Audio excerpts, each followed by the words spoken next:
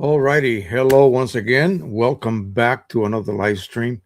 Do I look evenly lit? Let me see. Maybe a little bit more. This side, yeah. All right. We are good to go. Let me remove this. And all right. So we have, oh boy, a couple days ago, you know who contacts me and tells me that 240 will be released. And I'm thinking, okay, excellent. I installed it yesterday. It just keeps coming. It doesn't stop giving. So to me, that's most of the time products such as printers, inks, whatever, even if they have a deficiency that they may discover after the fact, after the release, which should have been taken care of before the release, most often you have to wait a year or two. That happened with the Pro 100 and its original inkset. It was deficient in reproducing certain colors. And the 200 took care of that. But how long did it take for the 200 to come out? I don't know. 8, 9, 10 years? I don't even know. So Print Prism keeps getting better and better and better regardless. So unfortunately, that creates a situation where, say, 2 versions ago, you created some profiles, you're going to have to recreate them again. Now, you do not have to reprint the chart. You can just not scan it. You can just use the image that you scanned, I should say, and produce a new profile, maybe overwrite the previous one. If you're the type that always writes the actual PP 220 or PP 230 and now 240, you can do that, but then you'll end up with multiple versions of that same profile. I really don't care to go back and do all of this very, long hair checking, profile from 200 compared to 240. I don't care. I'm just going to redo everything, and hopefully a new version won't come out the following week again. But yeah, I am not into that. I just want to have a profile that allows me to just kick back, make it a boring, operation, printing that is, and I know what I'm going to get. I'm going to get a superior result. What this version promises is, and he checked scanning with every scanner he has available. In other words, to produce, say, for instance, he printed something on, say, the 8550, and then he scanned it using many different scanners, and the results were pretty much identical. Neutrality, he claims, was linearly neutral all the way across. Accuracy of colors was the best he's ever seen. So we shall see. Now, I did something the other day, and you remember my fiasco last week. So, yeah, my Pro 1000 is sitting there turned off with the power cord removed. Mike Cheney sent me a chat GPT uh, set of instructions of how to approach this error 204, and I just haven't got the energy to get into it yet. But eventually, I'm just going to end up and follow all of the different procedures that they recommend. I just want to replace my print head. I have two of them, brand new ones. So, and this printer does not have an internal wasting pad like the Pro One does. So I don't have to worry about that. I have two MC20s waiting on the aisles. I reset my previous one that was declared empty before this happened, by the way. It just happened out of the blue. It seemed to have been working okay. And then when I was live trying to print something, it threw the B204 error. But anyway, so there's series of steps. Try this first. If it doesn't work, try that. If it doesn't work, try that. And we'll gloss over the actual instructions in a little bit. But yeah, that's where we are at as far as that is concerned. Now, I thought, okay, remember I had created early on a profile for sublimation. And I thought, gee, how many generations have we gone through already for Pin Prism? So I decided to do an up-to-date one. So here it is. I know it looks horrid, but we're going to actually transfer this onto a sheet of 8 by 11 sublimation aluminum. And then we'll go ahead and with that profile, I'm going to print a new image that Richard Bender sent me. So we have a few sheets, and I did find another pack with about 10 more. So we're good to go for a while. And that should be an absolute superior sublimation profile. Remember that without a profile, normally what people do, and I have seen this up and down from professional sublimation people to people like me who are just experimenting with it, and people that are actually making a little business out of it, creating metal prints, they just use presentation paper matte and let the driver control color. That's it. And they're using an Epson printer with whatever inks they're able to find. I think Hippo, HIIPOO, Hippo or something like that, makes inks for my 4200. That's the XP 4200. And that's what I'm creating the profile with. So whether you're using a converted 8550, which I think in the future, if I really get into this a little heavier, let's say I get lucky and I start selling some images, some prints, I may go ahead and at least get to the point where I can make a 13 by 19 or something similar size. I would need to get a bigger heat press, and that might not go well with the boss upstairs. But anyway, if I was making some money, I can give this to my daughter and then get a larger version. You would need like a 16 by 20 version to be able to do a 13 by 19 or whatever size is available around those measurements. Print, you need to have excess. The heat plating has to actually extend beyond the largest size you're planning on printing. Right now, I can barely get away with an 11 by 14. I don't have anything to print it with, because my other 1400 died basically. But anyway, so yeah, all is not sad. I spent a few days reconsidering what to do. I was getting ready to trash it, by the way, and I was going to go ahead and sell my print heads to whoever wants them for a couple $100 each because they're worth like 350 a piece, brand spanking new. And I could have done it on eBay or just locally here as well.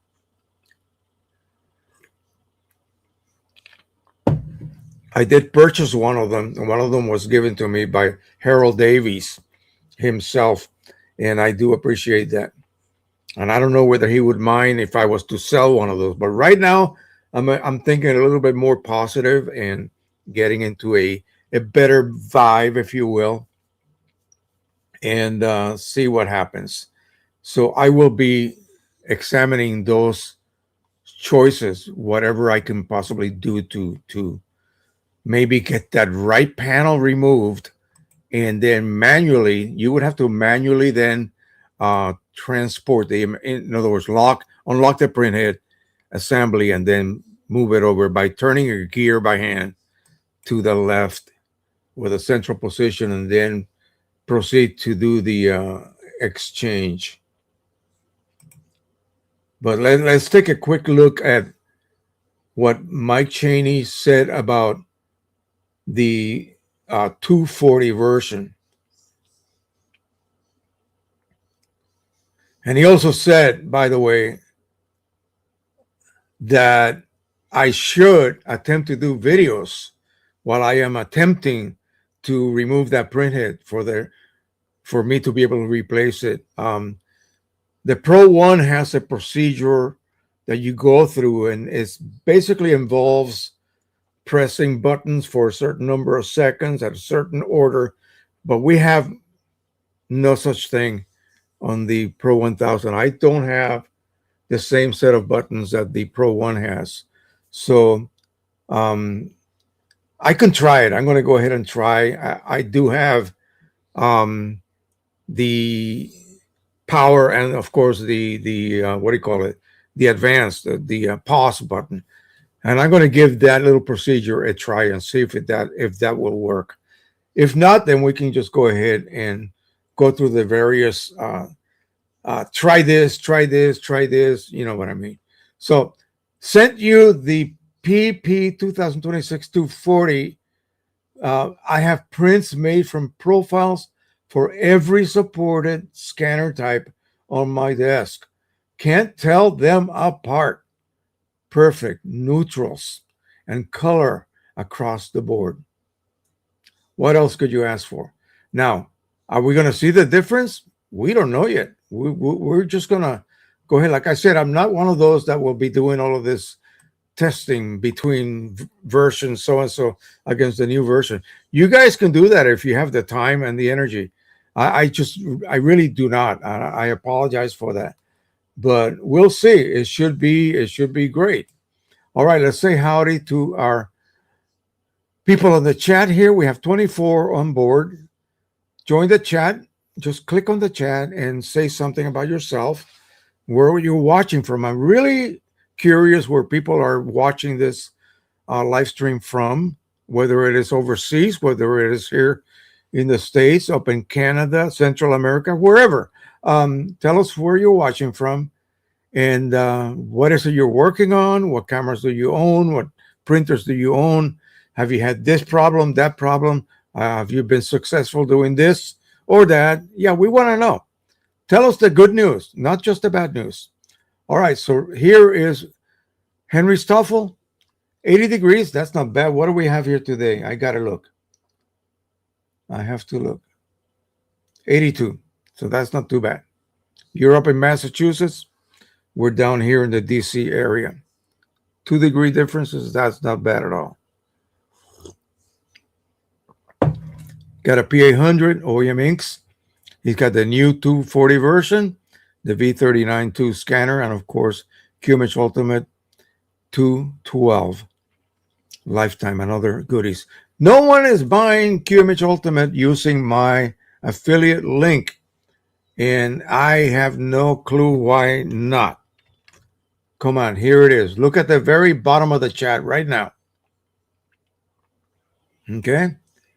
And I'll just post this on a separate tab. I'm going to show you guys what you should be doing. And again, you can support this channel in many different ways that cost you nothing, just a bit of a extra little bit of effort. Here we go. This is what you will be led to. Let me remove this. So you type in that jtoolman.net netify, something like that, and /app.app. So here's Keith Cooper. Here's Jose Rodriguez, my channel. Here's my photo printing techie Facebook channel, QMH Ultimate Windows. So say you want to buy QMH Ultimate, you just go here, right there, and buy it directly from here. You will be using the affiliate link. Okay. What does that mean? That means you're helping out the channel. Okay. That is a simple fact. So let me go back. Can I go back? I should be able to go back. Oh boy. Okay, here we go. Oh, you have to just get out. Okay. So here's QMH1 for Mac, Print Prism. Okay. And all the other sites. So make sure that any of the sites that I support, use these links. It's just one app. Okay. Set it up on your saved URLs and just click on that. And you want to donate, you want to join Patreon, Rick Johnson's page on eBay, my Amazon affiliate page, inkchip.net if you want chipless firmware or to reset your internal ink pads on many Epson printers. Only Epson printers, by the way. Precision Colors, this is still their current site. They have not yet changed the site to a previous one. I mean, a new one. I don't know what's going on. This is Rudy Hallamum right here. All of his items. This is Red River Paper. Again, affiliate link, and so on. Use that. Use that. That way, you automatically are supporting the channel, and that's all you have to do. It doesn't take any effort at all. Please do that, and it'll save you money if you use the affiliate links for any QMH Ultimate. You get a discount, and if you do it while they are offering a discount, you get a double discount. It's a piggyback discount. You can't lose. It's a win-win, and then you're able to print using what I consider the best print software out there. Okay. All right, let's continue on. Enough of that. My rambling on about that. But I do appreciate when you guys do that. And thank you so much. Okay, Richard Bender, Hazy. Yes, we have this Canadian smoke coming from some wildfires. Yesterday, it was absolutely terrible here. They actually cancel any kind of county sports activities. Everything got canceled. When the sun was about maybe, I don't know, about this angle, sunset, red, bright red. It reminded me of LA during the worst smog you could ever think of. Wow. Bad air for 2 days. So I'm inside doing some more printing. Yeah, that's what we need to be doing. 8550, Nikon D300, HDR photography, new 240 version, QMH Ultimate, Kodak, and Red River Paper. So welcome back. Nigel Waters from the UK, Wales, that is. Canon Pro 300 with all the trimmings. Let me scoot on down here. Edwin, your name is famous, an actor, right? Remember Edwin?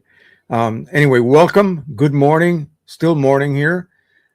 Sky is gray, card gray. Wow, you can use it to take a meter measurement. Mid 60s, where are you at? Print Prism, QMH, using Print Prism for profiles. I can get acceptable prints from a from a EcoTank 3850. I don't know that model, but how many colors does it have? Because the 8550 produces wonderful results with, especially with Print Prism profiles.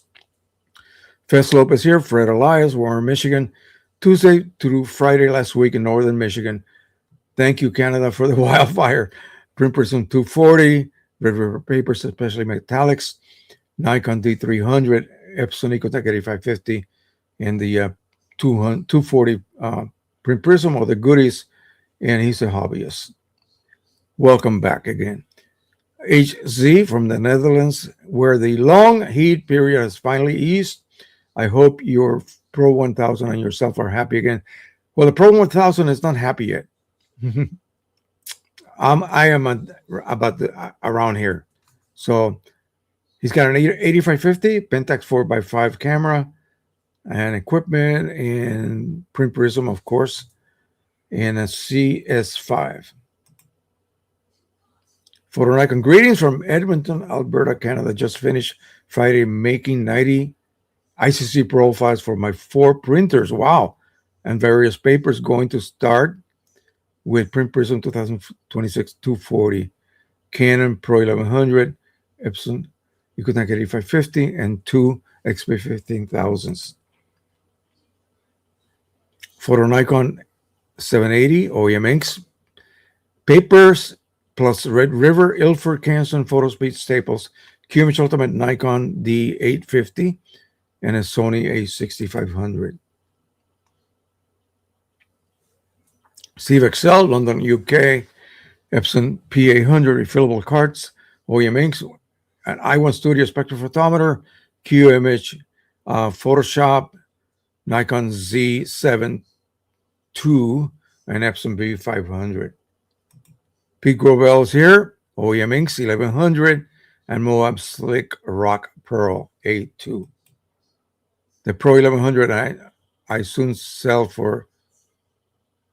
Wait a minute. The Pro 1100 is on sale for 1100 still. I see. Yeah, it is. Didn't it cost like 1300, at least US dollars is what the price was. Okay, Jag, I know you have a real name, but whatever that is, Jag 5 Coffee. So this is coffee. Yes, I know you. I know you. Canon Pro 200s. That means at least 2, right? OEM inks, QMH1, Canon R10, Tamron 2.8, 7x200, 24x70, Canon 100 2.8, F, that means F, of course. For macros, Sigmon 1.4 Art 50 millimeter lens. Sorry, I've been away for a while. No problem. Welcome back. I see you on my Facebook once in a while. Thank you for jumping in this weekend. Any updates on your October show? Only 3 months away. When are you going to start creating works? I already have. Everything is done. I just have to. I have to get into I have to purchase a little credit card unit thingy, and I can use my bank's sale system, and that way people don't have to just pay me cash or checks. It's going to be in Frederick. I'm going to post the news here next week. It'll be October the 3rd, but it'll be in Frederick, Maryland, or just northeast of Frederick, Maryland, if you know the area. Judy Ann from Washington, I believe. Yes. Good afternoon. Good morning. Good afternoon, Jose, from hot and sunny Washington State. Welcome back. My other daughter, Janice Lee, not Judy Ann. Judy Ann lives here. Janice Lee came with her husband yesterday from North Carolina They live in a little small community called Nightdale. And her husband is a massive wrestling fan. So they're having in Baltimore, they have something called Maryland Championship Wrestling, or MCW. And they're having a big event, a 2-day event. So, of course, he has to attend. He used to actually work with them. And so they were here. They're actually still here for the rest of the day, but I don't know if we're going to get to see her today. It's like 40 something miles away from where she's staying. So she came over yesterday with her husband, and we had dinner together. And then he went to his event, and we took her to her hotel last night. Had a great time meeting up with her, and I showed her all the little minis that I am going to be offering for sale at the show. On the Pro 1100, there's an option in the settings, just like when you install initially. Yeah, you cannot access that setting because immediately you get a B200 error. As soon as, if I was to plug it back in and start it normally, it would do a cleaning cycle and waste a lot of my ink. And then once it is ready, that it would then go to the normal screen, main standard, regular choice of things. It immediately goes into the B204. So the B204 error is basically just means that printhead overheated and is fried. That's it. But instead of telling you, and now proceed to do this, no, it just locks you. So you have to use other methods to get around that. A shop would just basically take it apart. But there's supposed to be, yeah, there's supposed to be some methods that you can utilize. That's what I'm going to be attempting this week. Okay. Yeah, Mark Coffee. Yes. Gotcha, bro. Joe Public 5189 from London, Canada. There's a London in Canada. We have a Hollywood in Maryland, by the way, in the south, the most south area section of Maryland, by the Potomac River, and the other side of the Potomac River. Yeah.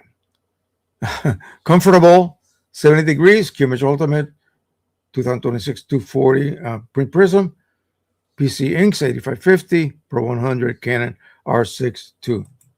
And here is the genius of all geniuses. At least that's what I refer to him as. He can figure things out that no one else can. I get to watch today from Florida. Tropical system is trying to. Oh, you should have been here yesterday. Holy crapola. Wow. I thought it was a hurricane. And it only lasted about an hour, thank God.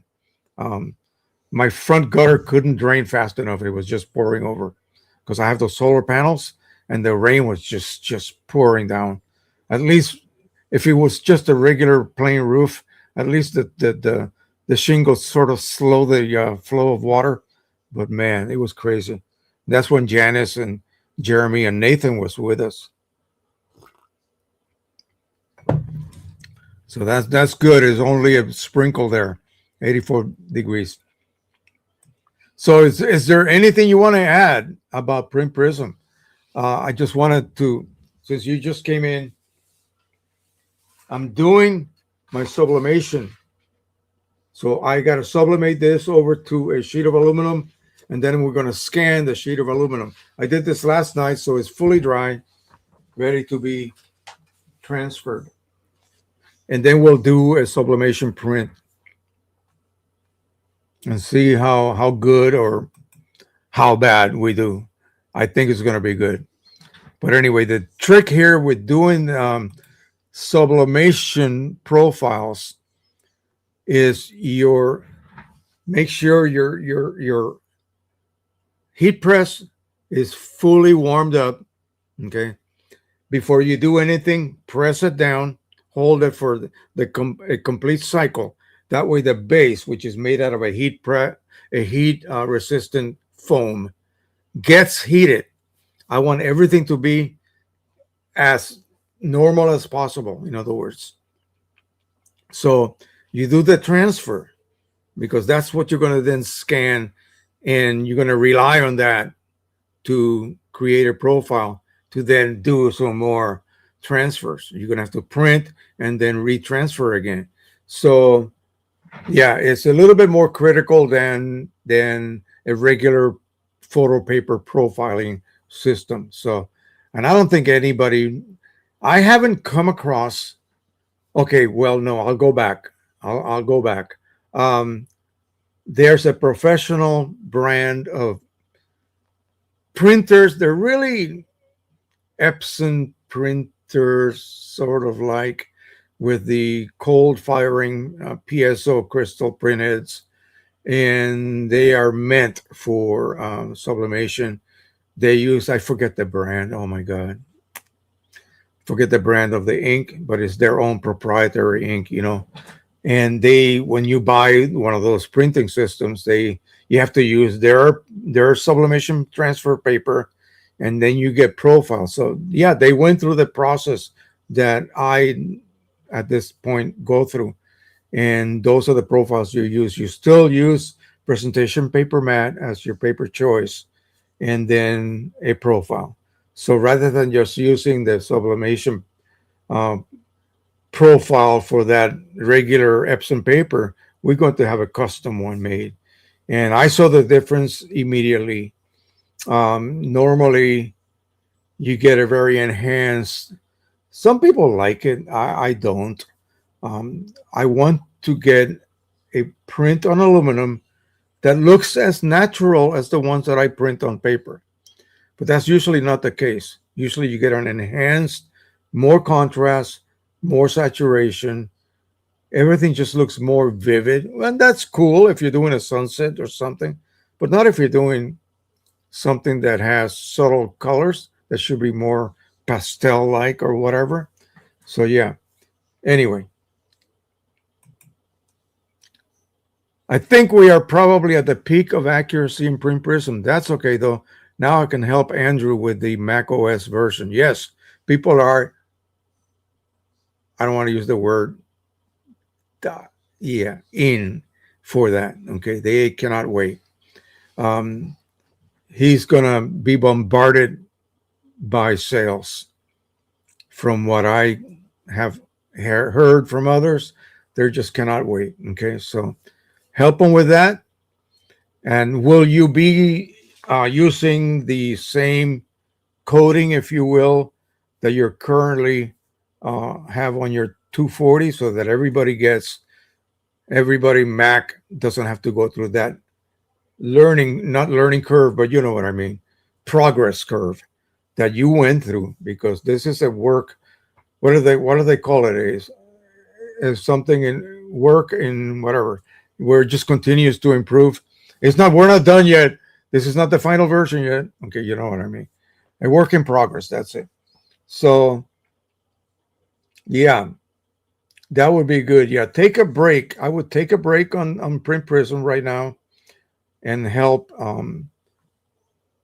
your buddy get into the creation of the Apple version. They would go nuts. Yeah, there you go. That would be fantastic. Wow. I know there's a couple people right here.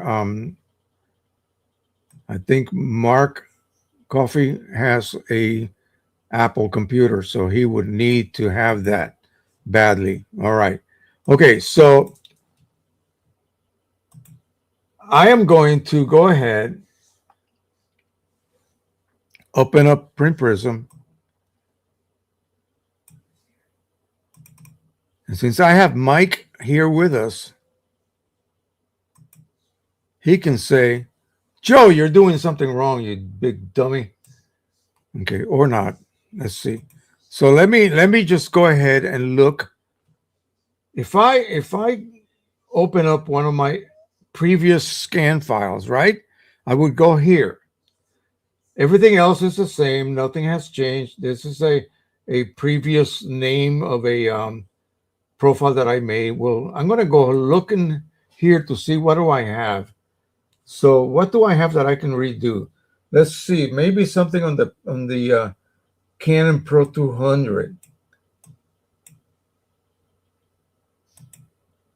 Let me see if I have any 200s here. Yep, there's a few right here. So this was done now. Let me ask you this, Mr. Cheney. Is this chart the same one that was around, say, back when 210 was around? In other words, can I go ahead and just not have to reprint a chart and then rescan? I think I did this, and I can't remember the date. Let me see. Let me see if it gives me the date. I'm going to go ahead and attempt to delete it, and I think it gives me the date. Or is there some other way I can get the date? I think I realized that I could. So this would be like gloss, premium gloss. Okay, so how can I get the date that I used to create this? Is it down in the preferences, which I cannot get to for some reason? Well, I just go ahead and open it. The heck with it. So I am going to then recreate this profile.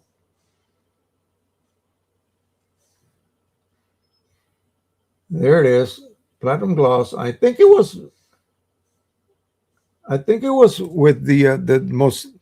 What is the latest chart? 4.2, I think. Mike, click the top right icon and select details. Okay, there you go. Thank you. But I went ahead anyway. I don't care. Now I know how to do it. Okay, so at this point, if I was to then simply, gosh, I cannot get this to fit. Why is it not fitting? Okay, there it is. Barely down there.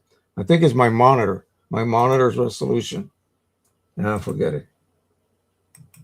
So let's just go ahead and create a profile.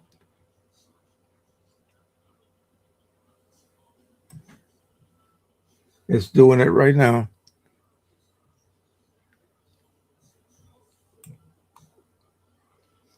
So should I and other people who may have been, say, creating profiles, say, 4 or 5 versions ago, they would have to reprint the chart because you have a completely new chart,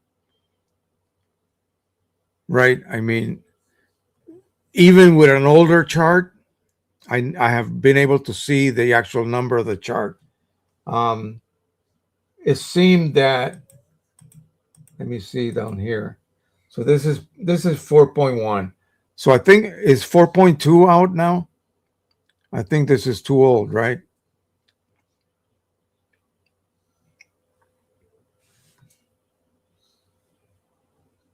Yeah, target 4. Yeah, 4.2.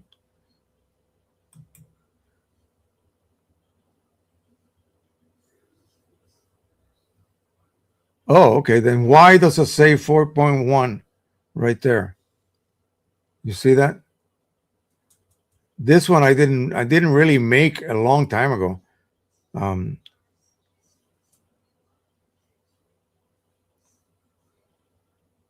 Would there be any kind of difference, any issues with me redoing this profile as I am doing it right now from a previous chart, like a 4.1?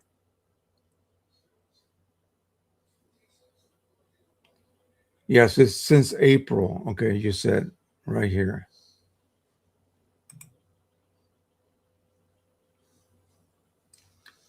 All right, so I think I'm gonna look at all the profiles that I have created. I'm gonna go into my color folder, and I'm just I've done some that I no longer even have that paper anymore, so it's kind of useless. I'm gonna physically delete a lot of those profiles, and just since you said you've reached pretty much nirvana, I'm gonna just reprint, rescan a specific set of profiles that I know I'm going to be utilizing on the printers that I have left. Okay. So I think that's what I'm going to be doing. Oh, that's all. So that should not be an issue, right? All you did was add a larger black border. Okay.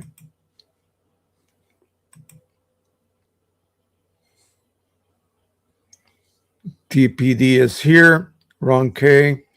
Trenton, New Jersey. Better late than never. Ecotank 8550 can measure ultimate lifetime. Canon R5 Mark II and a Canon D7 Mark I. All righty. So we're in the process of recreating a profile. I think it's done. And that's it. So I am going to go ahead and just transfer. We're going to be doing a new scan for sublimation, believe it or not. And this is it right here. It's absolutely bone dry right now. I'm going to go ahead and preheat everything here.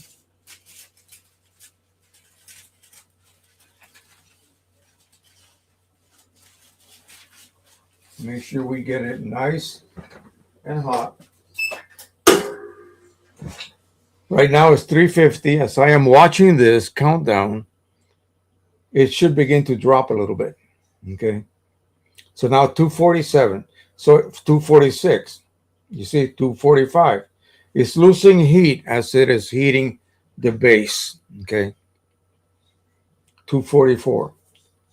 So it's going to stabilize itself and it's going to probably go back up to 350. So 240, 344. I keep saying 344 right now, and it has stopped. It has not dropped any further.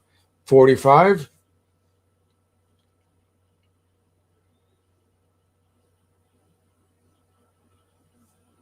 46, 47,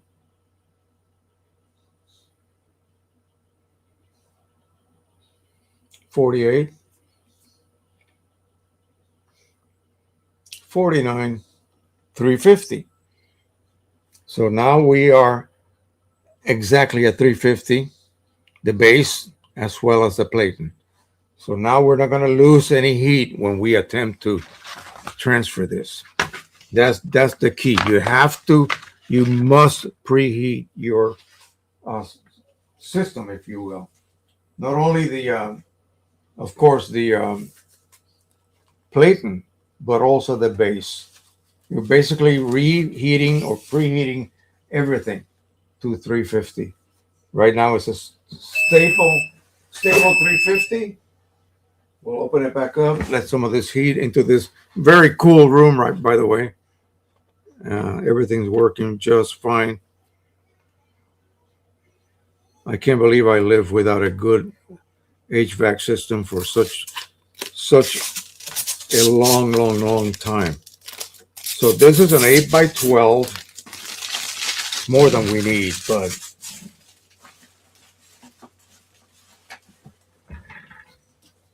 right here, make sure that there are no marks or anything.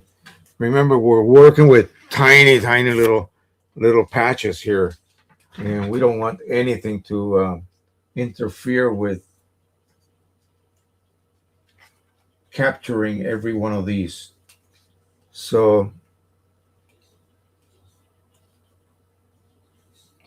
I want to get this lined up as best we can, because then we're going to have to scan it, and that can prove to be a little bit of a challenge because of the you need to get those black borders absolutely even, I think, at least within the margins of this material. And I want to line this up so that I get as perfect an alignment as possible.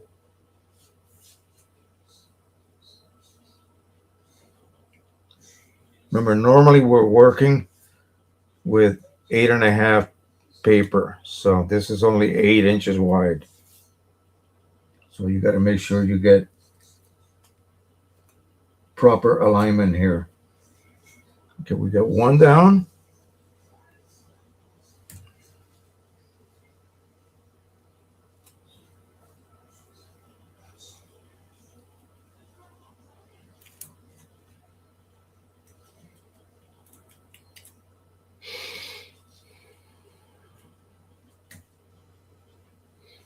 And a couple more.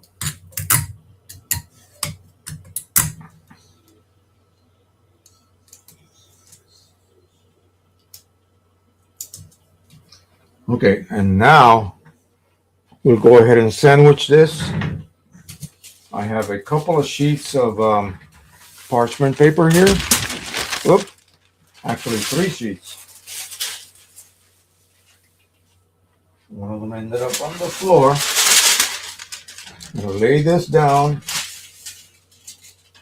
You want to have enough of a cushion above as well as below to take into account any kind of surface irregularities of the platen as well as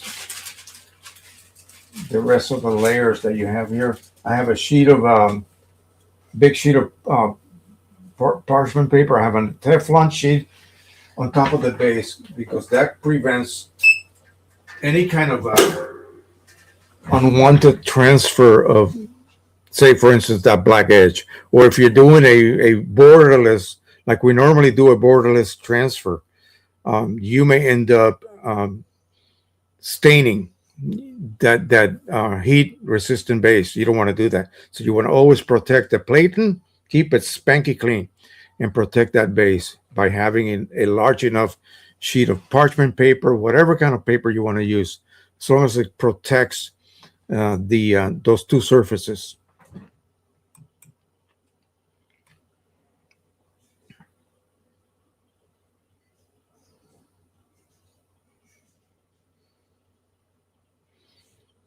That's good.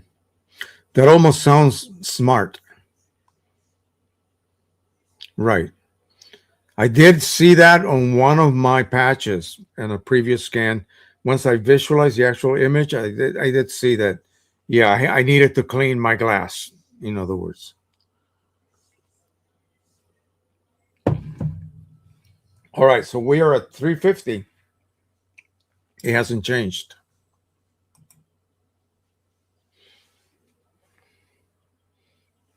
Good. 15 seconds, 13, 12, 11, 10, 9, 8, 6, 5, still at 350. 4, 3, 2, 1. Glass stall. Okay, so now this is the part that I should be doing, and I never do. I should be using heat gloves. Just too lazy. One of these days I'm going to get burnt, and I'll have no one else to blame but me. Are there any transfers here? I don't see anything, so this is still good to go. This is still operating because we're going to be doing a actual transfer of an actual image pretty soon here. Ow, that's hot. Ow, ow, ow, ow, ow. I'm looking for any blotches, anything that doesn't look natural. Okay, everything looks smooth.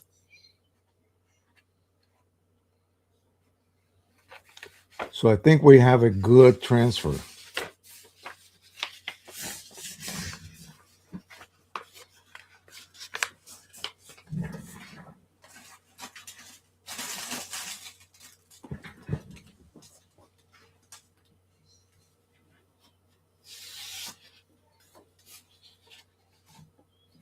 By the way, this is a, barely see it, I know, but it's a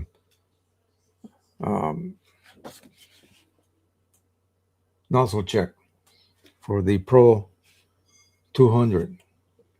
And everything is there. So that's a heck. Pro 200 is a freaking awesome printer. Okay, if you love your Pro 100, yeah, you cannot find one of those anymore. Get a Pro 200 if you still want that beautiful dye ink result that you fell in love with. Okay, so here we go. Gosh, that looks good. Holy mackerel. Okay, so we got the the Print Prism 4.2 chart on there. It looks gorgeous. What do you think, Mike? We should be able to scan the heck out of this and get a really, really great result. Let me get myself ready here.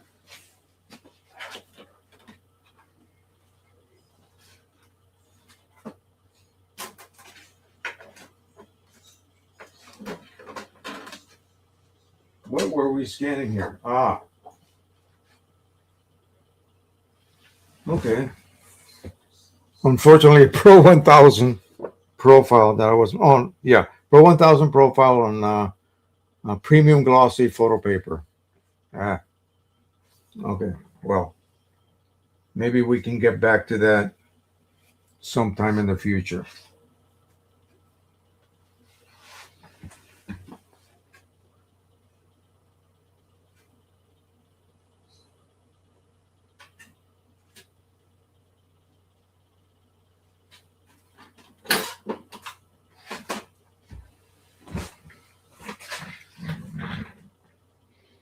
So we have to name this puppy something else. So we're going to name this,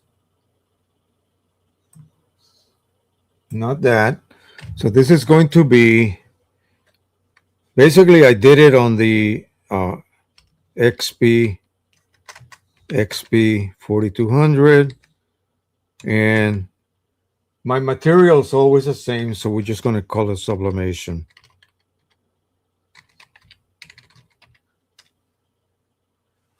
Did I write that correctly? Sublimation. Okay. So that's it. XP 4200 sublimation. I will add the PP PP dash 240 just for the sake of it.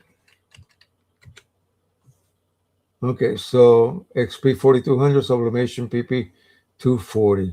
That's it. Scan it and create the profile.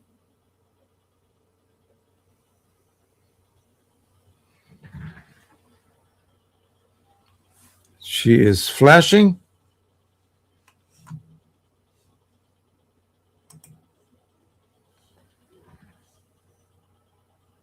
Okay. We'll let it do its thing. Drink some of my now warmish coffee. I should put it inside the heat press, eh?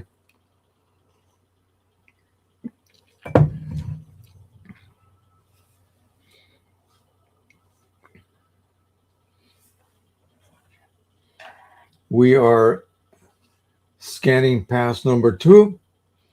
By the way, you all know about the options here for scanning a number of passes you can choose from a single pass to 5, which are then overlapped. And I love that idea to increase accuracy. Okay. You overlap something 5 times, and it's going to make that a super, super accurate result, the scan, than just a single scan. Then 20 seconds cooling period after each pass. The theory is that there is some motors that are running the scanner sensor, and that could create a little bit of heat, and you need to let that system rest. We're not normally doing multiple scans on top of each other, so that's usually not considered. You do a single scan and that's it for a negative or a print that you're trying to restore. So this is new because we're doing these multiple scans. He had to incorporate a cooling period, and you can adjust that to whatever you wish from, and I think it's, wait a minute. Is it done? No.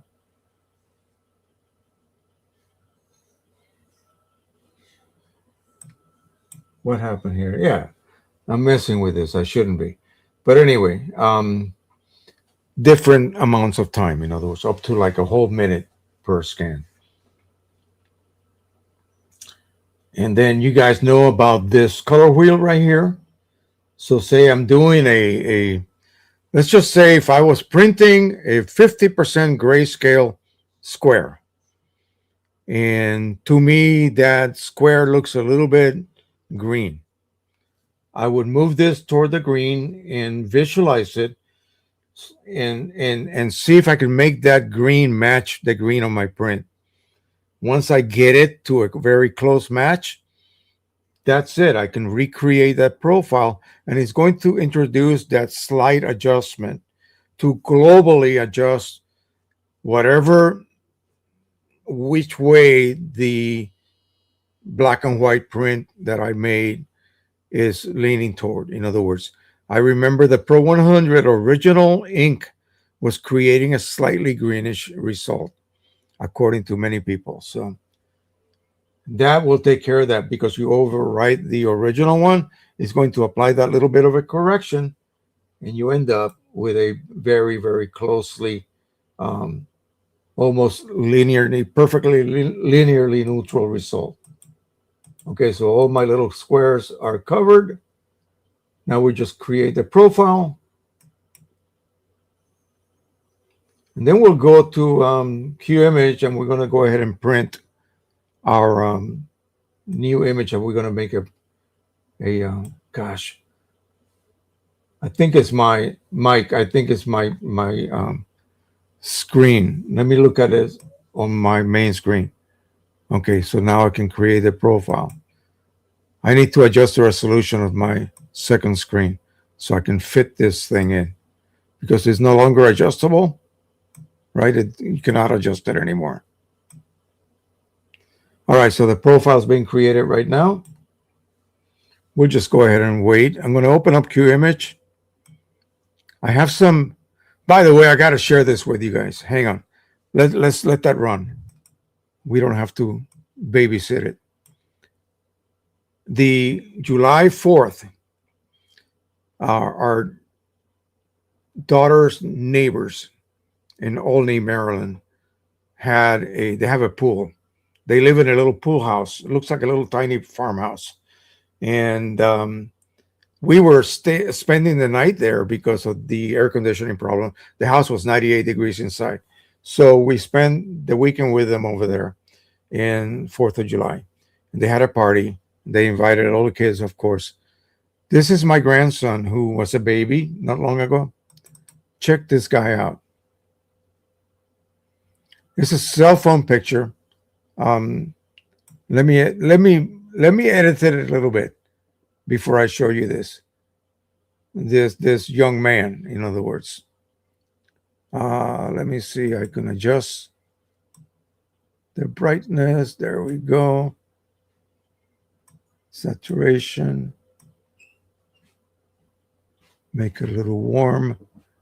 Yeah, it's not a very good image, but it'll work. Okay.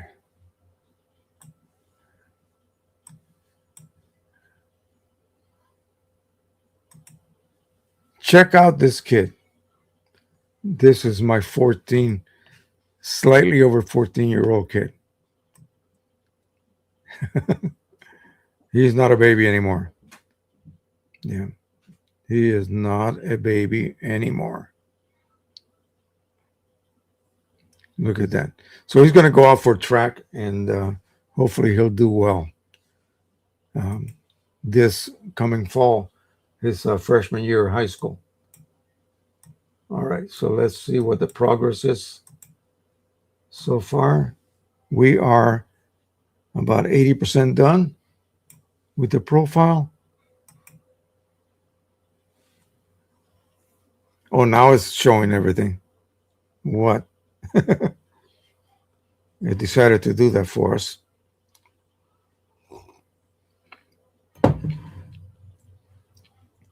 Yeah, it was. That's just me, Mike. I need you like next to me.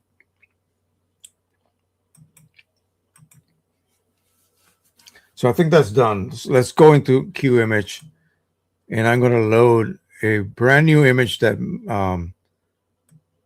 Richard Bender sent me. He had a really good image of in Antietam, Maryland, that a bridge that was crossed by the armies that were there during the Battle of Antietam, and he colorized it and he made it look really, really good. It's really amazing. It looks better than most of the time when you see a historic image colorized. They do a terrible job. No, he did a great job this time. Did a magnificent job.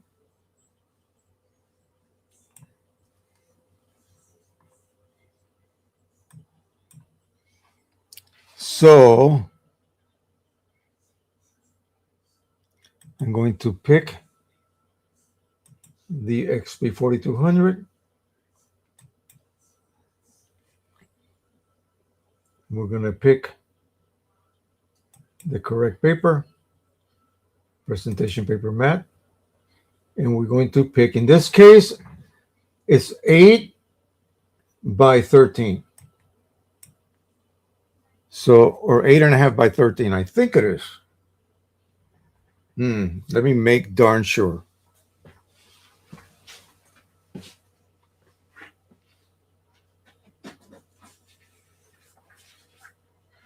Yeah.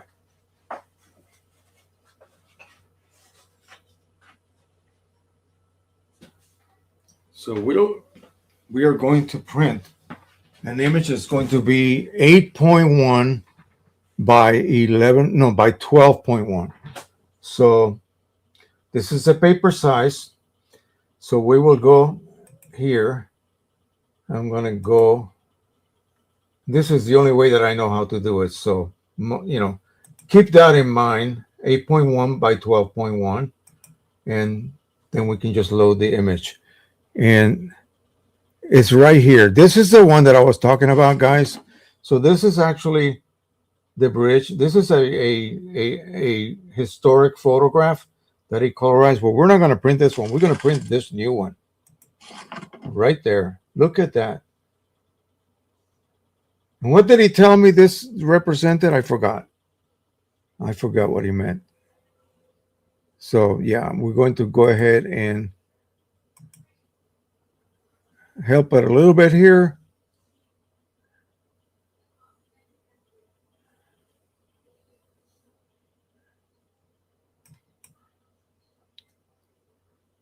I'm going to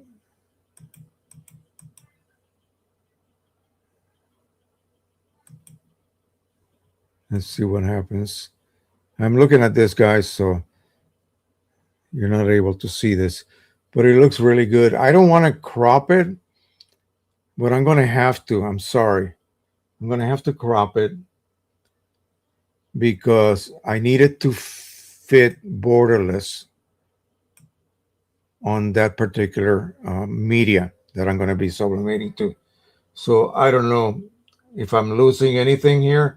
Let's check and see. No, not really. Okay. Just a little bit. Just a tiny bit.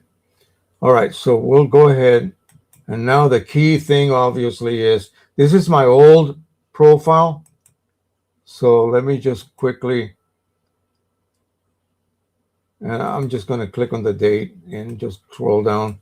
And that should be it right here. So we got the correct profile, relative colorimetric, black point compensation, and boom. And then I need to double check that this is going to be mirrored. So I need to go into the preferences, the properties, and here it should have mirror image. Okay, so now it's mirrored.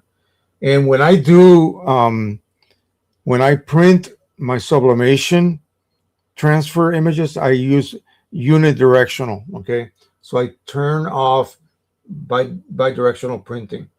Okay, and of course, no color management. So actually, sorry, yes, color management with that profile. I'm thinking of printing the chart. So, okay, let's go ahead and print this baby. We'll let it dry a little bit, and then I'm going to go ahead and prep another sheet of this material.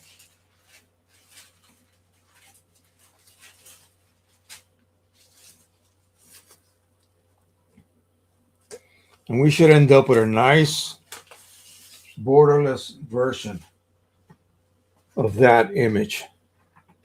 And it will look like we see it on the monitor, not enhanced because of the creation of a profile. That's the key here. So, and because of Print Prism now, everybody has access to profile creation. And what was that other? Let me see. I think up here early, somebody had a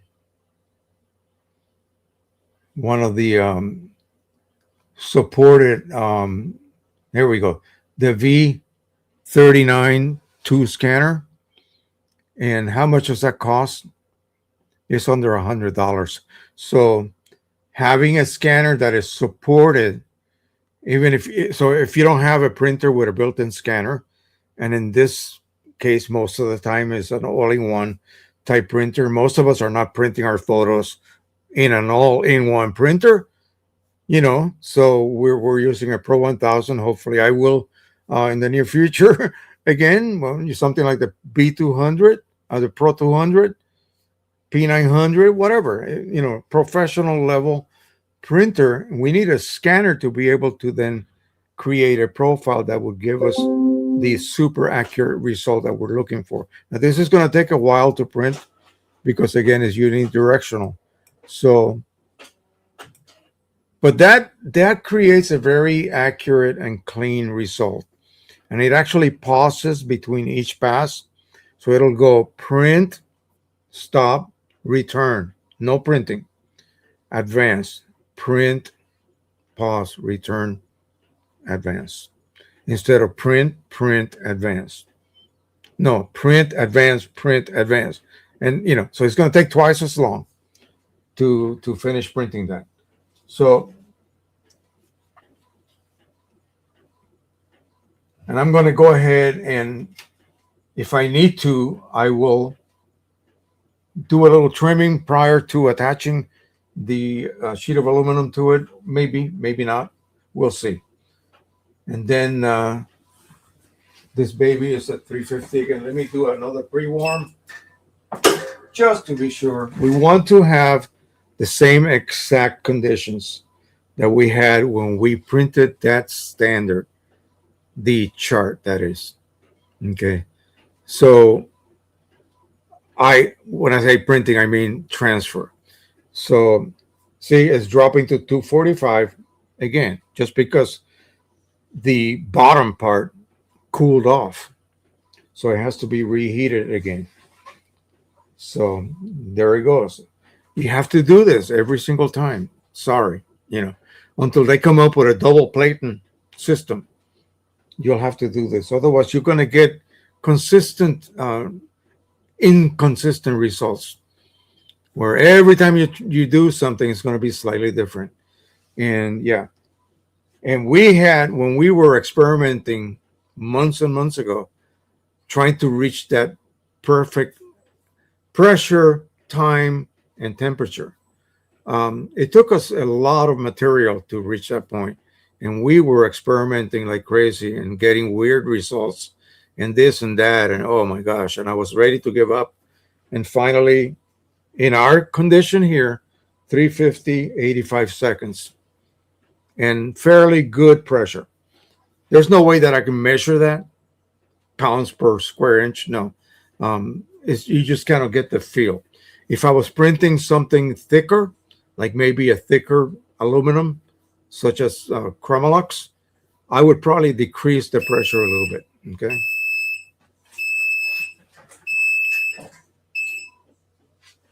So let me see how this is printing. Okay.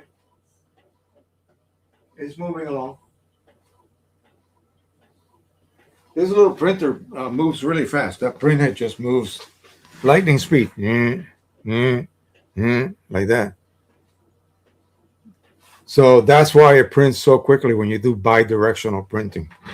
It is a really fast printer. Let's see anything else here. My great grandfather Great great grandfather was a colonel in a Union Army in Antietam. Yes, wow, that's amazing. Wow, that's one of our other favorite places to go visit besides Gettysburg. Okay, good. Anyway, so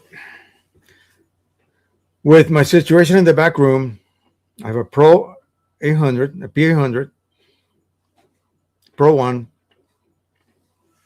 I got a 2880 Epson, which I just need to get some refillable cartridges and just clean the printhead out.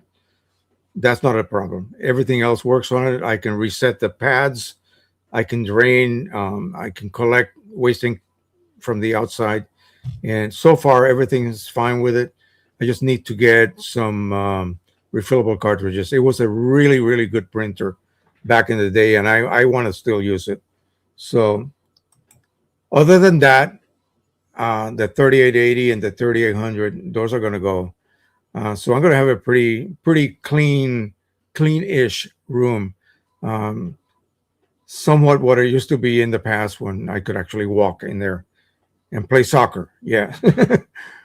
Would you consider buying an 1100 that they would give you 20% off, or the Pro 1000? Oh, I would get the 1100.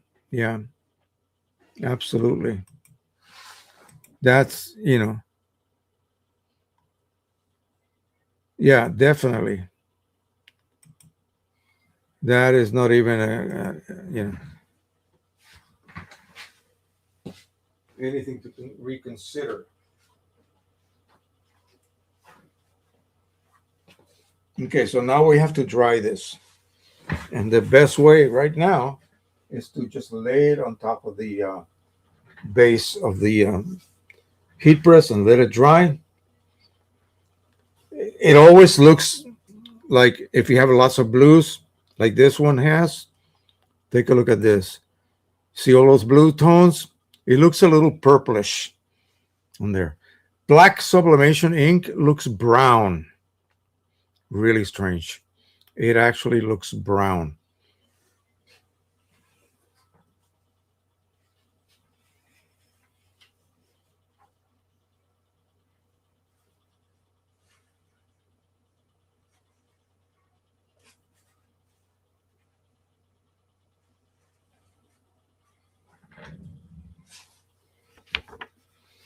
All right, so here we go. Let me go to fool me. I made a bit of an error. I actually had a black border on it, or a score. No, don't do that. I hope I have enough bleed to counteract that. Yeah, it looks like I do. So it's not a lost cause. I love having the little black borders on my regular prints, but definitely not for sublimation transfers. You do not want those. Okay,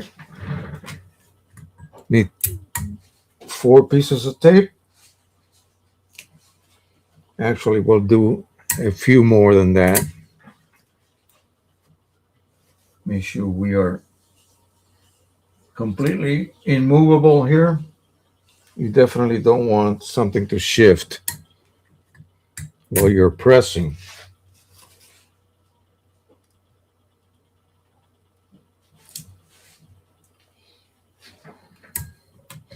Last week we were discussing the sudden drop of interest in photo printing, or printing an image on some substrate, because most young people, and by young I mean even someone in the 40s, 40 years of age or so, they may not have experienced film. My son is 44. He was born in 82. So he is a phone guy. He does not even care about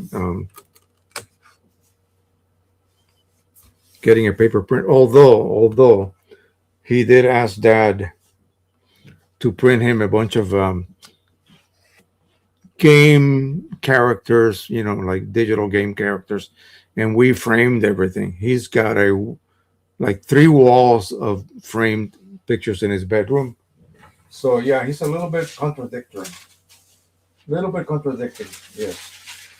But I know his friends could care less. Nathan, on the other hand, no, he loves everything, as he refers to it, vintage. I love everything vintage, Grandpa. Okay, so let's do this.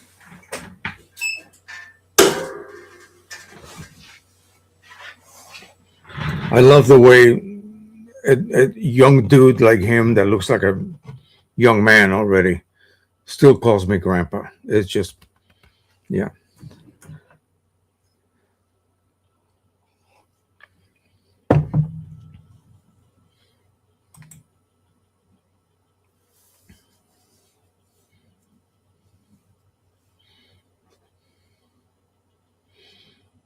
No, I did. I was going to do it on the Pro 1000, and so that's a done deal at this point. I could do it possibly on the, for instance, like the Pro 200, maybe.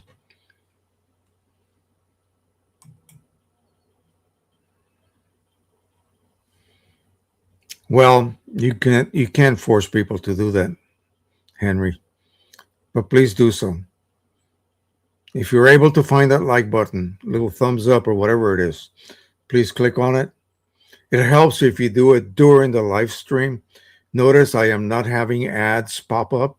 I purposely turn off ads during the live stream and I turn them on after the live stream. So if you watch me later, you're going to be hit with ads every 20 minutes or so. And that's the only way the channel earns money. Somebody just asked me if I consider buying 1100 for 1,000. Of course, but I need to earn $1,000 first, right?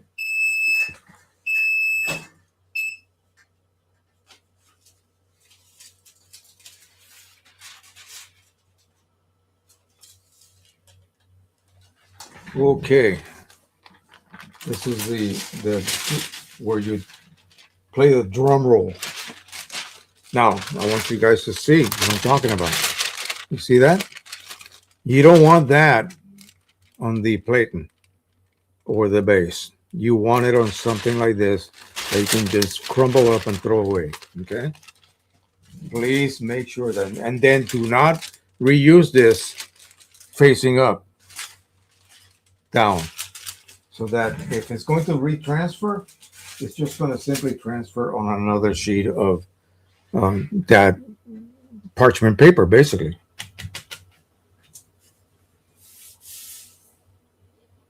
Okay, so now that's going to cool down. Here it is. It curled up a little bit. You can see how curved it is. The heat does it.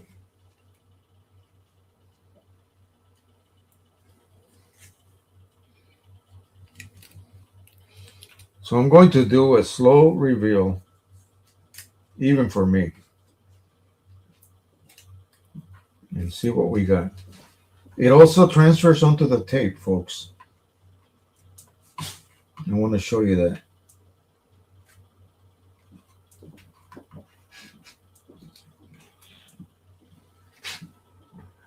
I don't know if you can see. You see that black line?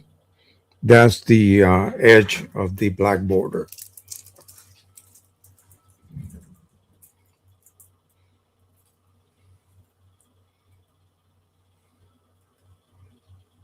This tape is very sticky.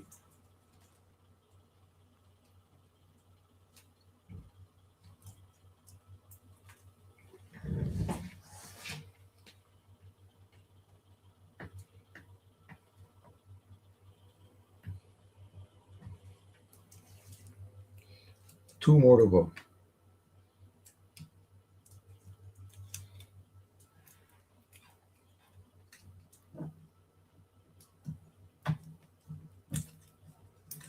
Okay. And now for the moment of truth.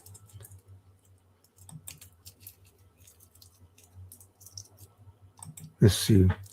That's what I do. I print posters. I've never taken pictures with a camera. I print posters from images.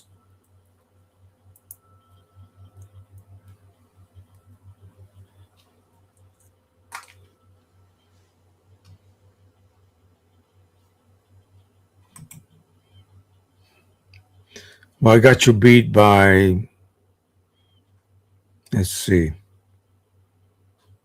23.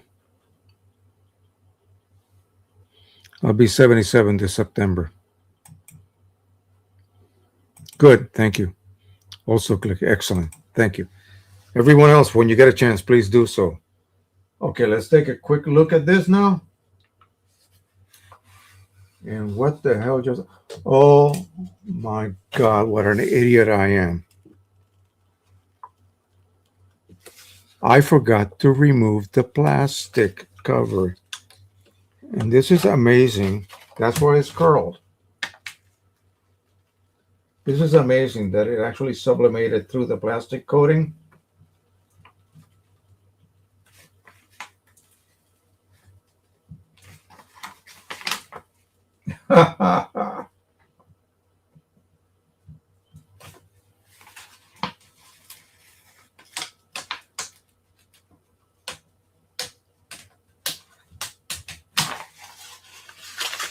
So this is the plastic coating you normally remove.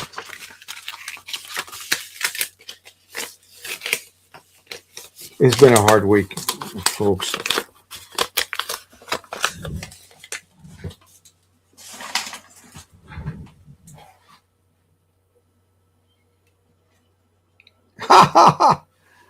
It still looks perfect. It matches that. Wow.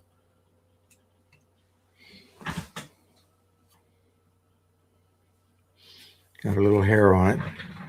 What do you think of that, Richard? How about that? So you're here. So what was it that you were trying to recreate? You said if there was ever something in a river or something like that. Because that is one massive cruise ship. Explorer Seas Nassau. And I know you made this up. There's a little bit of a texture because of my stupidity on it, but still looks pretty good. Still looks pretty good. It's amazing how that sublimation transferred right through it. Amazing. Let me see something here.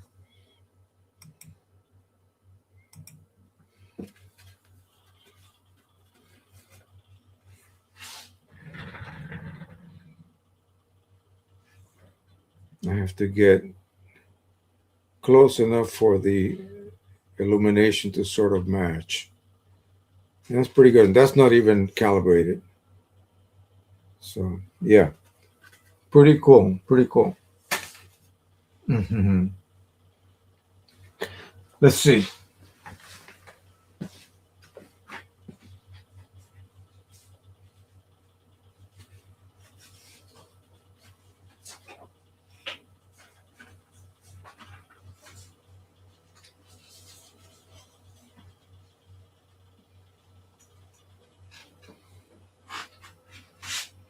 Let's see what happens. I'm going to do an 8x10 because I happen to have some 8x10 media, and I'm going to use the same profile. It's a slightly different aluminum. It has kind of a glittery look to it. So we'll see if the same profile. Of course, I should make a profile on the glittery paper. Kevin Berniarski, Ellsworth, Wisconsin. I was wondering why you didn't call my name out. It was deleted somehow. I must have never sent it. No, I never saw you. I never saw you. I would never ignore you. Most of our other live streamers, they get so many people in the chat that they just never acknowledge anyone. But I don't do that. So that's why I just saw you right now. So Festo says maybe you are onto something, leaving the coding on. No, absolutely not. Absolutely not. Don't even start. Don't even start. Yeah. Okay. So let's go ahead and find something else. But this time we're gonna go ahead and just use. I think an 8.5 by 11 is the size we're using, and we're just gonna make an 8 by 10. So it'll be 8.1 by 10.1. So we'll just change this number, 10.1. And this time I'm going to undo my border here, my score. We'll remove that. And let's see what we got. What can we use?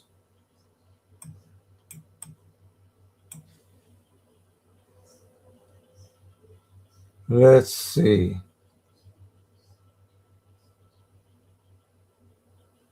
New AI images.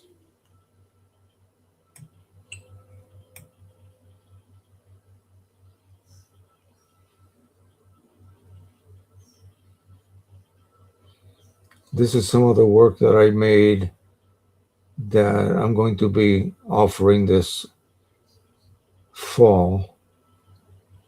Did we ever do this one here? I wonder. Maybe this will be a little bit nicer. But let me see what else I got here.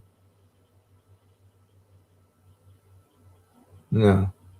So we'll stick with something like this. Let's see what that would look like. Yeah, that should be pretty. Let's see what the other one looks like. This is more natural. Yeah, I like the other one. Okay, we should still have the same profile loaded right there. Sublimation 240. All the settings should be identical. Print, and then now, I'm going to make darn sure I don't make that stupid mistake again. Here it is, 8 by 10.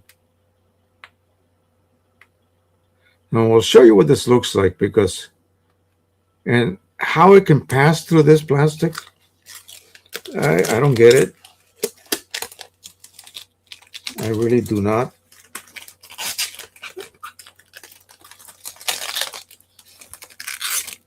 So somehow it is able to sublimate through that plastic. That's really strange.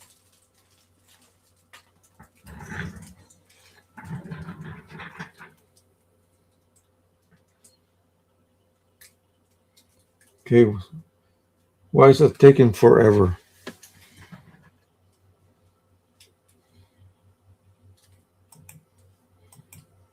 So 52 right now.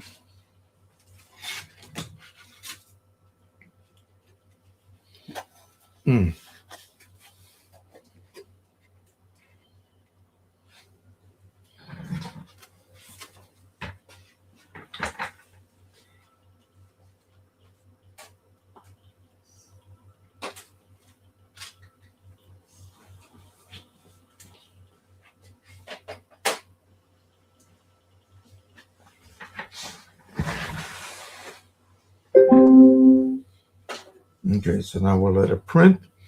This is ready. No cover on this. No protective coating. It happens. All right, I'm going to show you. Since my Pro 1, I'm using some compatible cartridges that seem to be working okay. I'm also refilling some of mine that I have already modified for refilling, modification for refilling reams. And it's really irrelevant at this point. The Pro 1 is gone. There's no more Pro 1s around. But I would have to remove that chip. This is the original chip. And you have to do it exactly this way. The chip has one hole, and then one slot. Okay. The original cartridge had two little posts. You pop it in, slide it, and then they weld these. They actually, with a little heated rod, they melt them and they forms a T, like a nail, holding the chip down. So that's all that's holding the chip. When you remove that chip, you have to be careful that you only remove the one that goes into the hole, not the one that goes into the slot. It's a little tricky. But anyway, then once you remove the chip, you have to use a milling machine with a round bit to carve out a little circular space. Because the Chinese chips that you would have to reuse for you to use these cartridges with, they have a little bump of resin protecting the, I guess, the little circuitry behind the chip. So they don't fit flat otherwise. So you have to carve out like a little circular valley, in other words. And then you slip them in and pop them back in. Yeah, it's a lot of work. I used to do that and sell these. Well, I have a couple of sets already refurbished, so I don't need the other almost 250 cartridges. So I'm going through them, figuring out whether they have ink or not. Now, there's a bag inside. I don't hear anything, but watch this.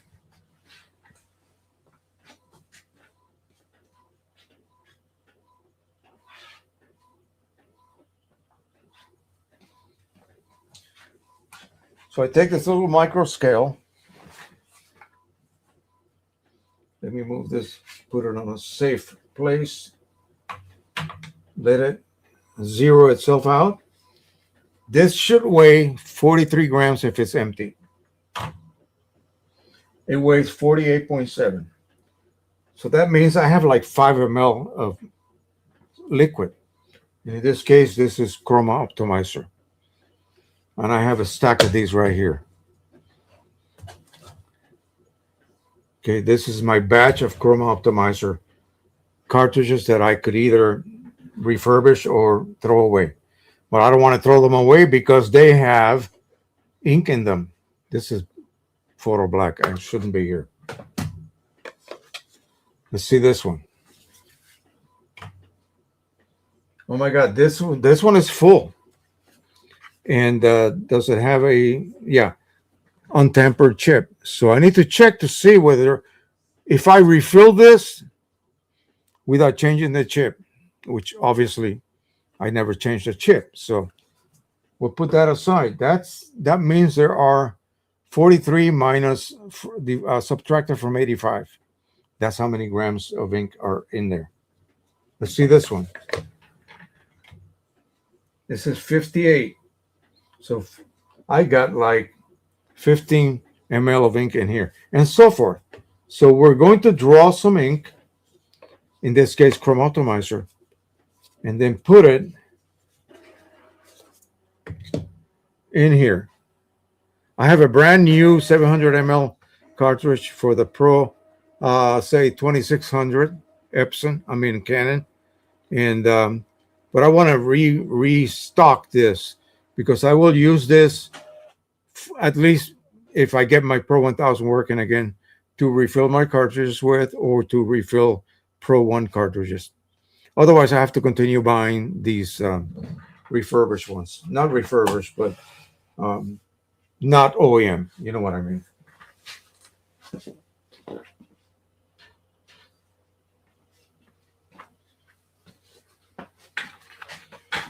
Okay. We'll heat this baby up. Then I'm going to pre-warm this again. Get it ready. And that's the key. It's a simple thing. And I forget to do it all the time, and that's my bad. But you have to maintain that operating temperature. So once we're done drying that, I'm going to go ahead and preheat it again. And again and again and again until I, stop forgetting to do that. That's a critical thing, and that's what will lead to irregular results, where you're not getting consistent results.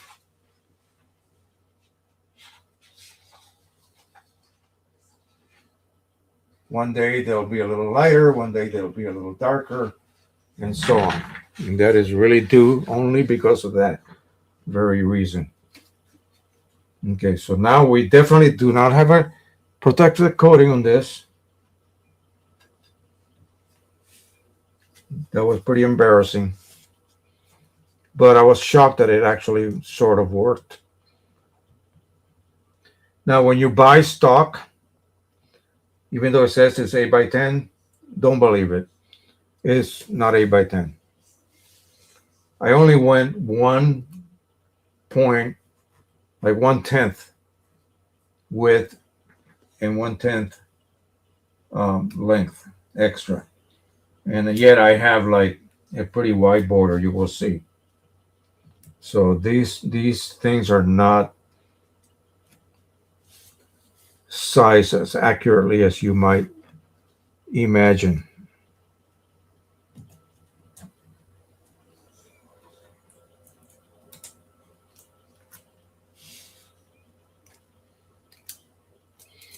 I crinkled that one up. Let me get a nice clean one. This heat tape is a little difficult to manage. Okay, so here we have our sandwich. And you can see how much bleed I have. Okay, so if that was truly an 8 by 10, I would only have half of an ml of space.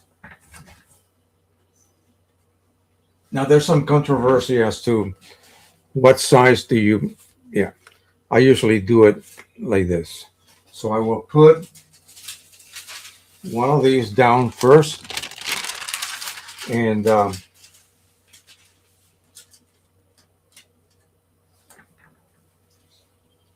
top of that I will put another sheet, actually 2 sheets in this case.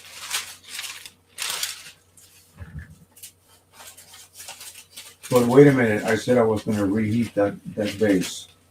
So let me do that. Once again,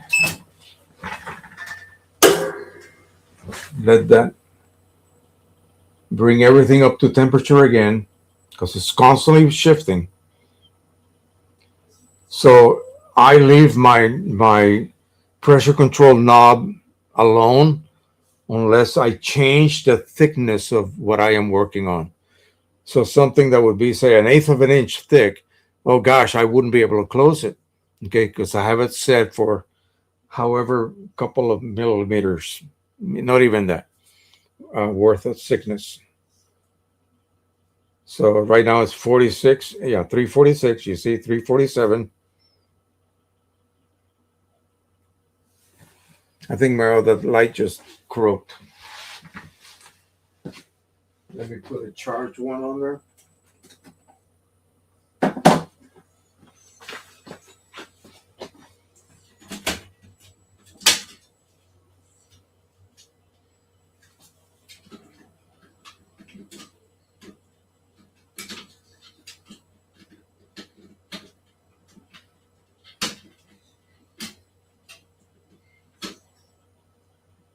That's a real pain in the neck to put in.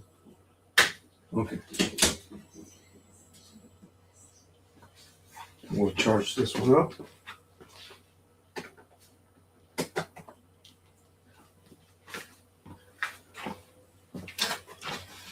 Five, four, three, we're at 350, 2, 1. Okay. And another thing, and it might seem insignificant,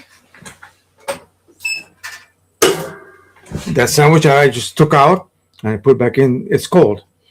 So it's going to lower the temperature a couple of degrees initially. It may or may not, it depends. So right now it's okay, 248, 247, see? So 246. So every time you do that, it's going to drop the temperature to 45.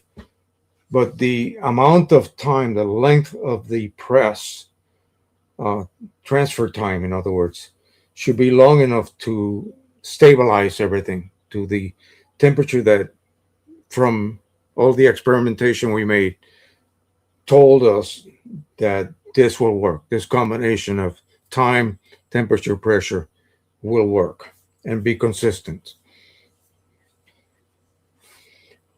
All right. Let that finish up.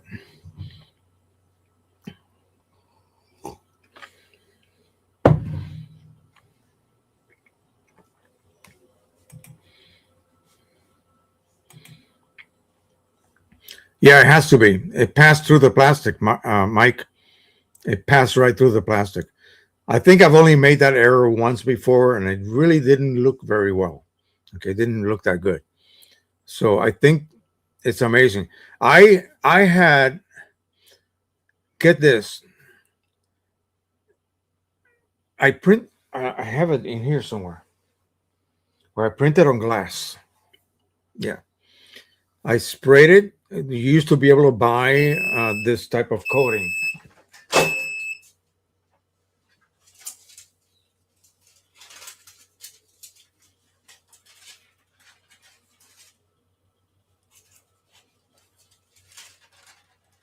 Clear polyester coating, and that would allow you to then print on glass, and of course you would not mirror the image, okay, because you're going to put it in the back, it's coating, and then view it from the front, and then you would spray the back with a white. It looked kind of pebbly type finish, and it really looked good. It really looked good. Okay, let's proceed here.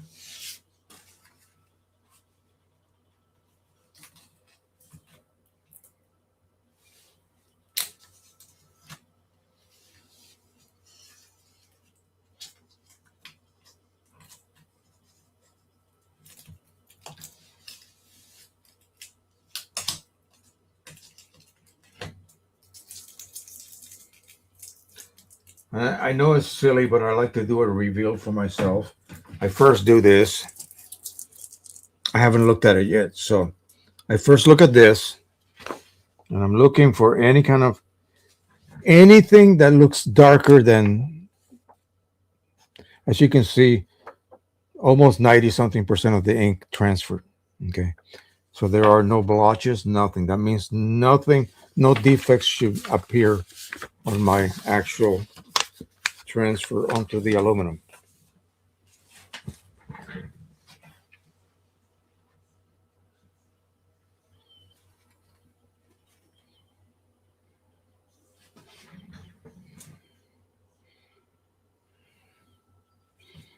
I'm going to look at it at an angle, and it's got that glittery look to it. So it's really unusual. So the polyester coating is the same that we put on a car. You can sublimate on the car finish, basically, if it is polyester. How you would press that, I have no clue, but yeah. So what I am enjoying here is the fact, basically it did, yeah. So let me see how we can do this.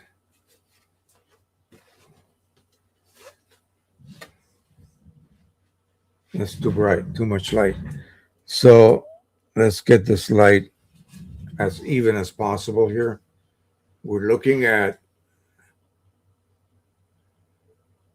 so this looks a tiny bit. Again, you got to consider, even though you see the monitor on that side, it's really on the other side.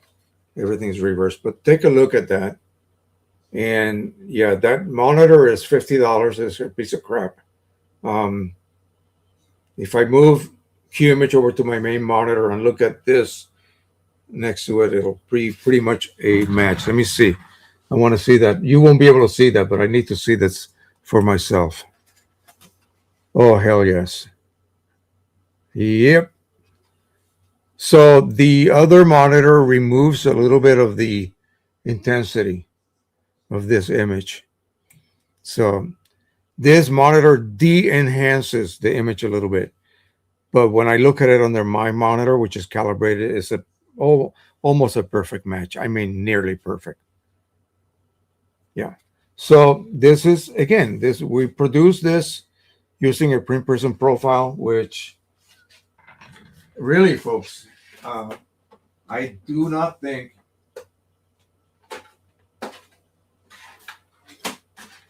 they would ever recommend doing this. But I guess it works. This alone would sell me. Okay. Because sure, yeah, a paper profile, big deal. Big stinking deal. But one on aluminum, that is something to talk about. Okay. Quite amazing. All right, let's see. Let's see how much we can get. How much chrome optimizer we can get out of this. So I'm going to close this for now. I'm going to close this amazing piece of software down as well. I'm going to open up this. I'm going to move my yet another beautiful print over to the pile over here.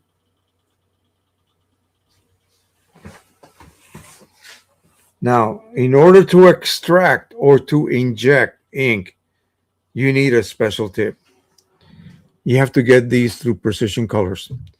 And they will come with an angled tip. In other words, not a full angle with a pointy edge. No.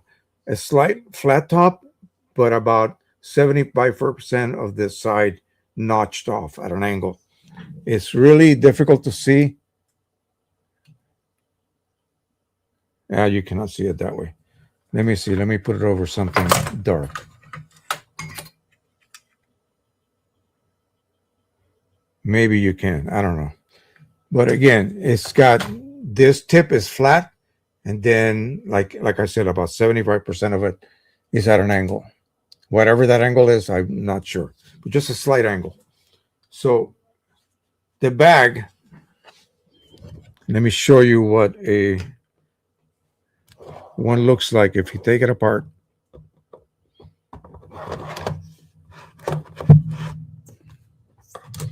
I have a few dissected ones here. Here we go. That's the bag. And this is the port. So you're going to hold it in this orientation like this. So the port is facing down. You're going to insert this as deep as you can get it, like that. Okay. I'm going to extract all the air. Look at that little bubble. You saw that? And we'll see. I did not weigh this one, but we'll see. So there it is. Look, you can see Chrome Optimizer. And right there, I cannot pull any more.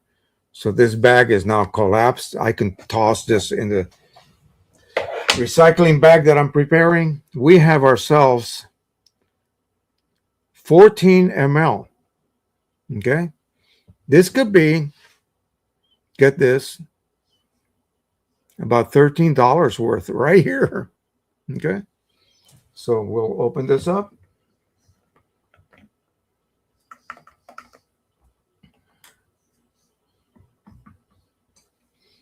Now, if I had a bigger syringe, I could do a couple of them at the same time. So let's see how much we can get out of this one.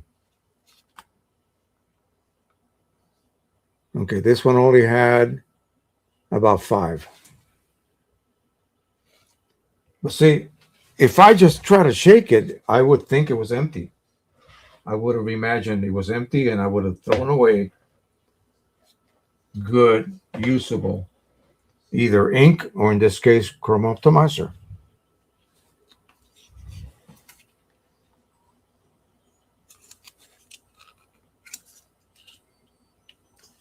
So I used to get these through a person who would actually charge me like 50 cents each.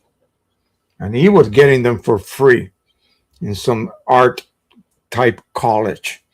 that had several Pro 1 printers in their studio. This was about 10 ml.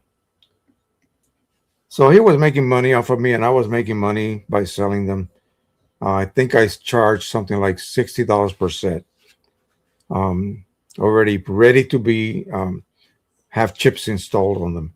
Now this one here, I'm going to save and actually check on my printer itself. Make sure that either the chip is dead and I happen to refill it, because those things are full. This one has a little bit of ink in it. Okay, so that's again about 9 ml.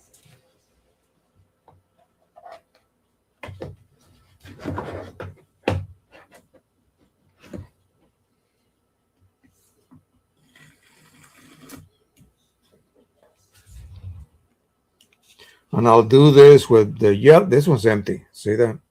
Nothing. I'll do this with the yellow, with the red, both magentas, both cyans, all three grays, by the way. This one's almost empty.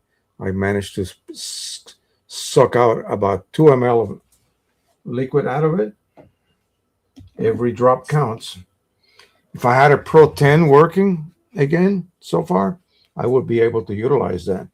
This one here appears full. So we're going to test that. Oh, this chip. Okay. So this is what it looks like. So this one, I can actually apply a chip to it. And I happen to have it. Notice, you see that little round sort of chamber? I carved that out. So I will put a chip on this one, and this should be ready to be used. This one here, this is photo black. I cannot do that yet. I have a feeling this has a bit more ink in it. Yep. This is about 12 ml. All right.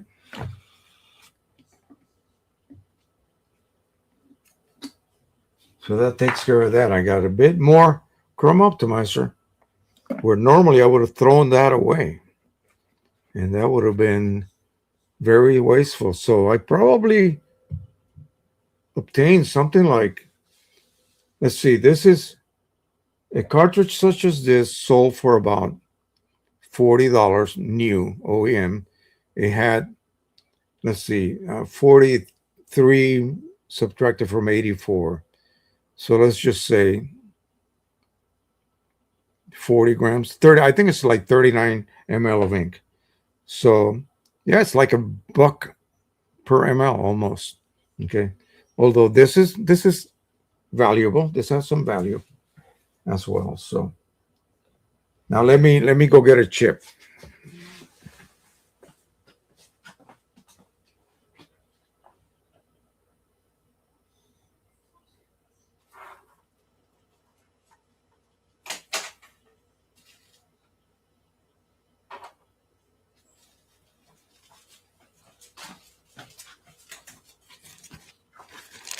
So I recently received some chips from Precision Colors. They still have these in stock.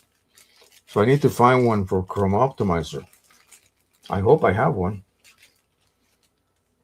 I still have some OEM brand new ones that I haven't even used yet. So they come pre-labeled, such as this. This will be a gray. Okay, and there's the chip in the back. So let me go through these. Cross fingers that I can find a CO chip. Here we go, right here. Okay, so we have one right here. Now that one that I already told you, I need to weigh it to make sure it is 84 grams or more, or even a little bit more. And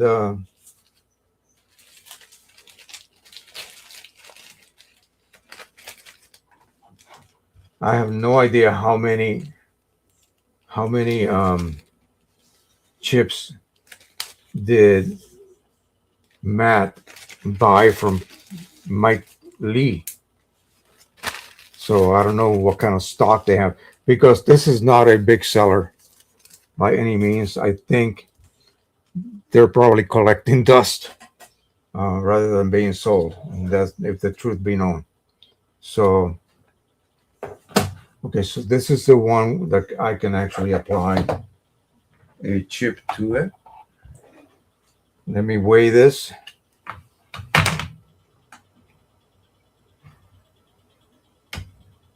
This is 81 grams. Okay, so,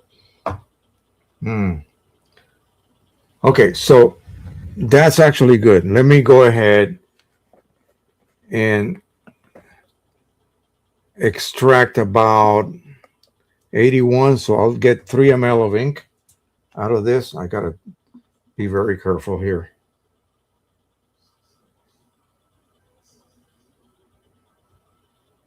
I should use a needle.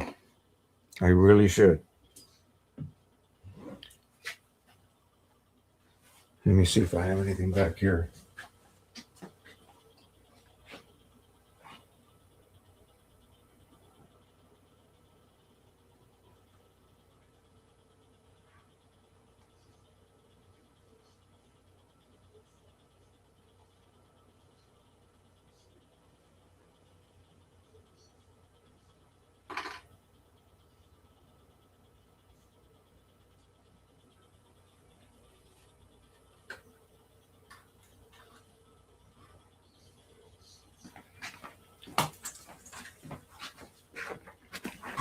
It's a very thin needle here, but it should work.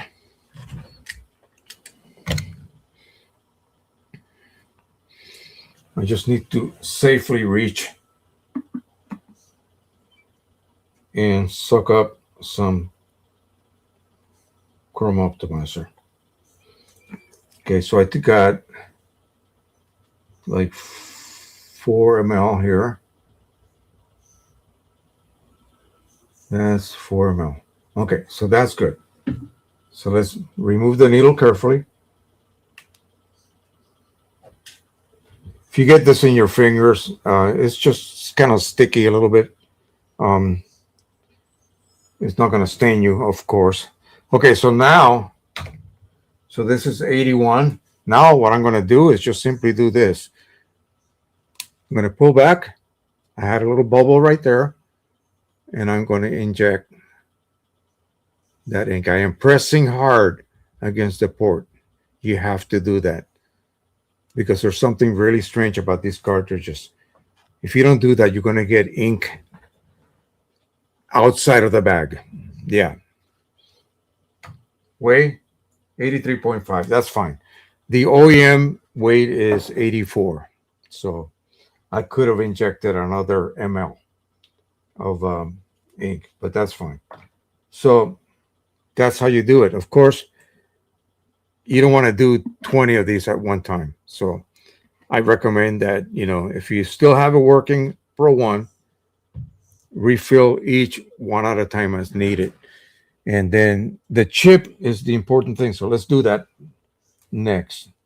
So I'm going to take the chip out. I'm going to leave this light on so you can possibly, maybe see what I'm doing. But simply put,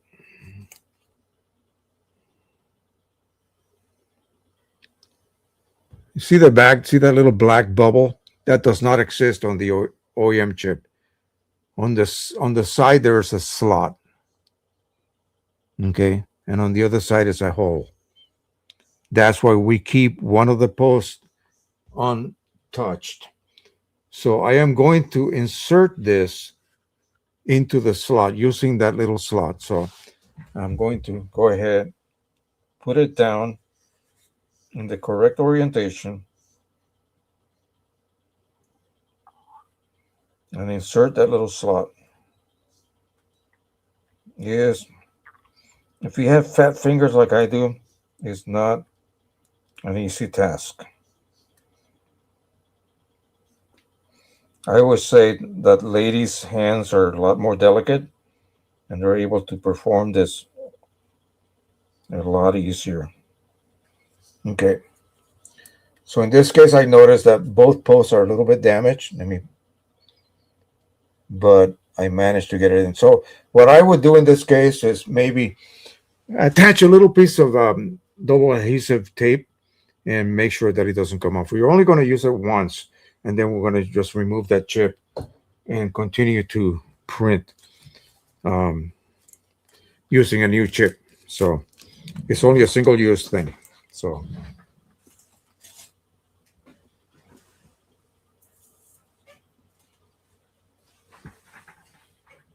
turn that off. Getting nice and warm in here. All right.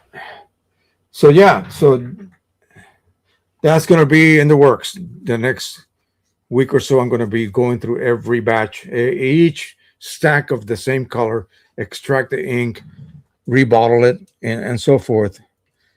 In case I get the inks are compatible with the Pro One, the Pro 1000. Only the Pro One has 3 grays. Pro 1000 has 2 grays. So okay, you get what I mean. So Pro 1000 has black. I mean, has blue and red. The Pro One has red, but no blue. That's why it has a 3rd gray ink. It has a regular gray, dark gray, middle gray, and then light gray. So if I can get at least both of those printers working again, oh, my Pro One is working fine. Yeah, I shouldn't even mention that. But we'll see. I want to be able to feed both printers out of all of this ink I'm going to be harvesting. So that's basically it at this point. Let me see what else we're gonna talk about here today. So I did the ink extraction. I did I think we did everything we needed to do. It's 2 o'clock, so that's 2 hours. That's good. We did a good job this week. Not too many crazy things happen. That's always good. So everyone here has been answered. I see that everything is white, they're grayed out. So that's one good thing about Print Prism, that they, not Print Prism, StreamYard, they changed so that whenever I click on a post by you guys, it grays it out, showing me that I did comment on it. I didn't miss anyone. So let's go ahead and prepare to say goodbye. If anybody has any comments, Mike, are you still here? Again, anything, just ask away, because in about 5 minutes, I'm going to have to go. I think maybe, possibly, we might be able to see Janice again today, but that I cannot guarantee. I don't know if that's going to happen, but I want to make myself available just in case. I don't hear anything from my wife today, so I think everything. Oh, not yet. Okay.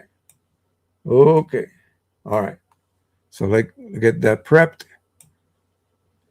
So anything else? Anything else you guys want to throw at me? Throw at someone else here? Talk about, discuss, whatever. I think now that we got a brand new version of Print Prism, I'm going to go through, like I said, I'm going to go through all my created profiles. I'm going to delete the ones that I just need to totally reprint and redo, the charts, that is. And we'll narrow it down to just a main group of profiles for papers and printers that we still have available here. So, all right, that's going to be it then. Who is this? HZ says thanks and bye-bye.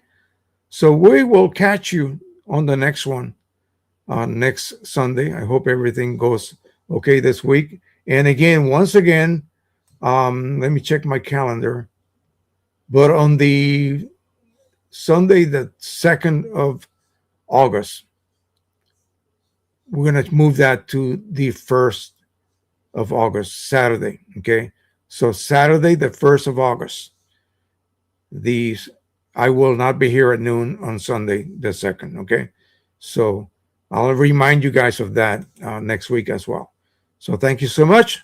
Don't forget to subscribe, share, and like. And as always, happy printing, everybody. Bye-bye.